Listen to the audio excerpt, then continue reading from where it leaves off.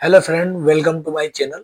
दोस्तों, जैसा आप देख पा रहे हो, मेरी एक यहाँ पर है ना ट्रेड चल रही है। इसकी क्या साइकोलॉजी थी, क्या एनालिसिस थी, किस बेस पे मैंने ट्रेड ली थी, मैं आपको है ना सारी एनालिसिस कराता हूँ। ठीक है ना। तो दोस्तों, जैसे आप देख पा रहे हो, मेरी एक ट्रेड चल रही है यहाँ 15 मिनट के टाइम फ्रेम पे बीटीसी में। तो दोस्तों, आपने जब भी देखा होगा, मैं जब भी रखता हूँ टाइम टाइम फ्रेम 15 मिनट का रखता हूँ। 15 मिनट का टाइम फ्रेम सबसे है ना सेट है, क्योंकि इसमें ना तो टाइम डिके है।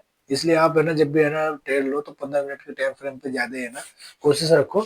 दूसरा, क्या एनालिस्ट थी, मैंने किस बेस पे ट्रेड लिया था, मैं आपको बताना चाहता हूँ। और इसमें मुझे क्या लॉस होगा कि क्या होगा, इसमें एसएल हिट होगा या मुझे लो टारगेट हिट होगा, वो आपको इस वीडियो के माध्यम से पूरे एनालिसिस हो जाएगा। ठीक है ना। तो दोस्तों, जैसा आप देख पा रहे हो, यहाँ पर एक ट्रेड लाइन बननी थी है। बहुत देर से मार्केट इस ट्रेड लाइन को है ना रिस्पेक्ट कर रही थी।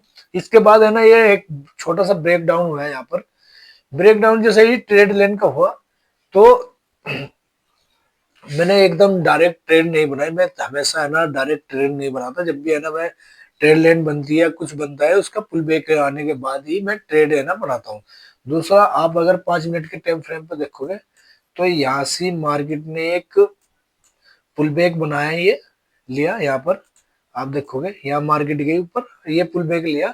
अगर मार्केट में है ना बाइट्स कम होते हैं, तो शायद मार्केट ऐसे ही है ना सबका ऐसा लेने के बाद ये मार्केट ट्रैप हो जाता है सब। तो इसलिए है ना हमेशा जब भी है ना आप ट्रेड लो, तो पुल बैक का इंतजार करो, पुल बैक के बाद ही है ना ट्रेड लो। अब ये मार्केट है ना पुल बैक लेते ही, जैसे ही इस पुल बैक का है ना ब्रेक डाउन हुआ, मैंने इसी बेस पे ये ट्रेड लिया है। और मेरी ट्रेड ये चल रही है अभी प्रॉफिट में ही है। तो देखते हैं दोस्तों, इसमें लॉस होता है, प्रॉफिट होता है। ठीक है ना। और सबसे दो मुझे हमेशा जब भी मैं लेता हूँ, 2 या 3 कंफर्मेशन मुझे चाहिए जरूर। जब मैं जब भी दो तो होनी चाहिए, मिनिमम 2 कंफर्मेशन होनी चाहिए। क्या आपको है ना आपने किस बेस पे ये ट्रेड लिया था, और दूसरा के दोनों कंफर्मेशन आपके उस हिट में उसमें होनी चाहिए, जिससे आपको है ना आपकी जो एनालिस्ट है उस पर पूरा बिलीव हो जाए, और दूसरा है ना ट्रेड आपकी हिट टारगेट होने का ज्यादा चांस हो। तो जैसे एक नंबर एक तो ये थी सर, ये जैसे है ना आपने देखा होगा कि ये पुल बैक आया, दूसरा पुल बैक का ब्रेक डाउन हुआ। और पहला दूसरा ये है कि 9 में और 20 में का क्रॉसिंग ओवर हुआ गया है यहाँ पर। ठीक है ना, ये आप देख पा रहे हो 15 मिनट पे। तो इसी बेस पे मैंने ट्रेड लिया था। और मेरा ये ट्रेड देखा जाए तो 25-30% चला भी सही। फिर ये है ना एक रिजेक्शन है ना कैंडल बननी है। तो देखते हैं दोस्तों क्या होता है इसमें। मार्केट में हमेशा है ना आपको कोई सी भी है ना कोई सी भी है ना आपके है ना जो साइकोलॉजी है, या कोई सी भी आपके है ना सेटअप है, या कोई सा भी सेटअप है आपका, तो आपको है ना 90% तो कोई नहीं देगा। आपको ज्यादा से ज्यादा 60%, यानी कि वही 10 में से आपको 6 है ना। अगर कोई सी भी है ना एक से आपको 10 में से 6, या कोई सी भी स्टडी आपको 10 में से 6 आपको है ना टारगेट दे रही है, तो समझ लेना कि वो सेटअप या वो है ना स्ट्रेटजी बेस्ट है। अब बहुत से आदमी कहते हैं 99% है ना मेरी स्ट्रेटजी काम करेगी, वो बिल्कुल गलत है। वो है ना आपको है ना बेवकूफ बना रहे, क्योंकि कोई सी भी है ना स्ट्रेटजी है, वो 99% बिल्कुल नहीं काम करती। हमेशा है ना वही आता है 1:6 का, वही यानी कि 6% हो या 7%, बस लास्ट। इससे ज्यादा कोई है ना वो नहीं होती। इसी बेस पे ये ट्रेड चल रहा है, आप देख रहे हैं ना। तो जिससे यहाँ से ये रिवर्सल हो गया, ये एक सपोर्ट है यहाँ पर, ये रेजिस्टेंस है यहाँ पर, इनने से रिस्पेक्ट करा और मार्केट नीचे आ गया। अगर आप देखोगे तो ये इसी बेस पे ये यहाँ से ये नीचे आ गया।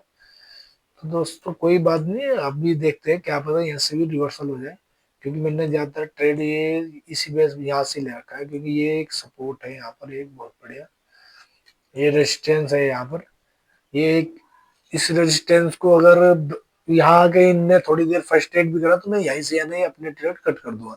तो सबसे बड़ी बात ये है, हमेशा जब भी आप टारगेट लगाओ, या जब भी है ना एसएल लगाओ, थोड़ा एनालिसिस करने के बाद ही टारगेट और एसएल लगाओ।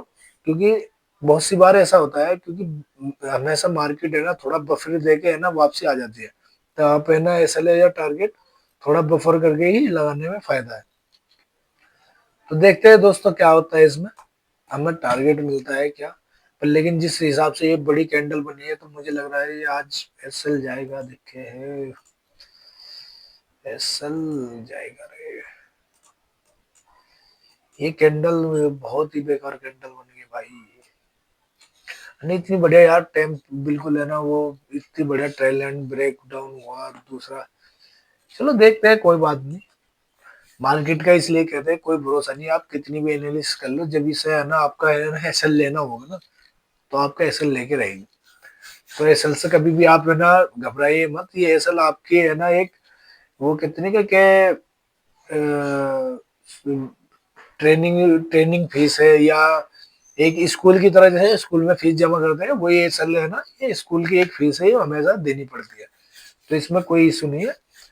और देखो कितने बड़े रिजेक्शन आ रही है, अगर ये ऐसे है ना एक कैंडल है ना, ये हैमर टाइप की या डोजी टाइप की कैंडल बन गई ना ये, तो जाहिर सी बात है ये मेरा है ना, ये बहुत बढ़िया। अगर ये यहाँ क्लोज हो जाती तो शायद मुझे लगता है कि 90 ये फिर एसएल हो हिट होने के चांस हो जाते हैं, पर लेकिन ये इस सपोर्ट, ये जो सपोर्ट एरिया था जहाँ पर ये है ना एक पुल बैक मिला था, यहाँ पर ये पहले रेजिस्टेंस था, अब ये सपोर्ट हो गया। अब सपोर्ट में ये यहाँ पर इसे रिस्पेक्ट करा तो जाहिर सी बात है कि हाँ ये मेरा एसएल, मेरा टारगेट इजीली मुझको मिल जाएगा। एक बार ये जो बड़ी है ना कैंडल बनी है, ये सबसे मेन है। अगर ये कैंडल का ब्रेक डाउन हुआ तो शायद मेरा टारगेट मुझे मिल जाएगा। पर इथियम में अगर देख पा रहे हो तो इथियम में भी है ना कोई, वैसे इथियम तो यार ऊपर जा रहा है, इथियम ऊपर जा रहा है। चलो कोई नहीं, देखते हैं क्या होता है मार्केट में। बने रहिए मार्केट में हमारे साथ।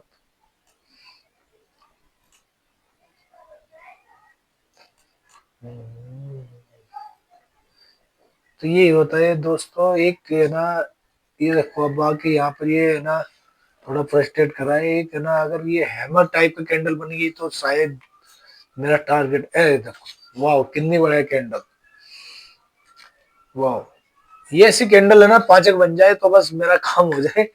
तो इसलिए ही मार्केट में एक है ना सबर करके हमेशा अपनी साइकोलॉजी पे, अपनी एनालिसिस पे थोड़ा विश्वास रख के हमेशा बना रहना चाहिए। ये बहुत से आदमी क्या करते हैं, थोड़ा है ना जैसे ही कैंडल नीचे आती है तो वो डरने लगते हैं और अपने एसएल या पहले ही कट कर देते हैं कैंडल से ट्रेड को। तो ये है ना बिल्कुल गलत होता है इससे। एक क्या होता है आप, और दूसरा, आप जब भी है ना टारगेट रखो तो टारगेट पे बने रहना चाहिए। जब आपका टारगेट ना मिले, या तो टारगेट या एसएल या कुछ है ना आपको कंफर्मेशन मिल रही है कि यहाँ से रिवर्सल हो सकता है, तो वहां अपना टारगेट ट्रेड कर दीजिए। बहुत से आदमी क्या करता है, टारगेट ज्यादा होल्ड नहीं करता, पर लेकिन है ना एसएल हमेशा होल्ड करके रखता है। तो ऐसा बिल्कुल नहीं, ठीक है ना। आप 1:3 का, 1:2 का है ना हमेशा टारगेट रखिए। आपको है ना जल्दी है ना, अगर सबसे बढ़िया यही है, आपको है ना मार्केट में रोकने के लिए 1:2 का रिस्क मैनेजमेंट होना चाहिए। 1:2 का हमेशा है ना टारगेट लगा के रखना चाहिए बस। जब आपको एक साल भर इस पे है ना काम करते हो जाए तो आपको फिर 1:3 पे आ जाइए, 1:4 पे, फिर तो आप है ना बड़े ट्रेडर हो जाएंगे। तो यही है, आप सबसे पहले तो 1:2 का है ना टारगेट रख के काम कीजिए मार्केट में। देखते हैं दोस्तों क्या होता है। तो दोस्तों जैसे है ना ये वीडियो थोड़ी बड़ी हो रही है, मैं आपको है ना अगली वीडियो में है ना इसके पूरी एनालिसिस दे दूंगा, क्योंकि ज्यादा बड़ी वीडियो है, ठीक है ना। या मैं इसे है ना थोड़ा शॉर्ट करके है ना आपको मैं है ना भेज दूंगा, ठीक है। तो दोस्तों बने रहिए ऐसी और वीडियो में, हमारे चैनल को लाइक करें, सब्सक्राइब करें। मैं इसे है ना थोड़ा बढ़ा के है ना वो आपको है ना पूरी इसमें इस वीडियो के माध्यम से पूरा है ना एनालिसिस करा दूंगा, ठीक है ना दोस्तों। तो यही है दोस्तों, चलो देखते हैं क्या होता है, लेट्स टू स्टार्ट, ठीक है।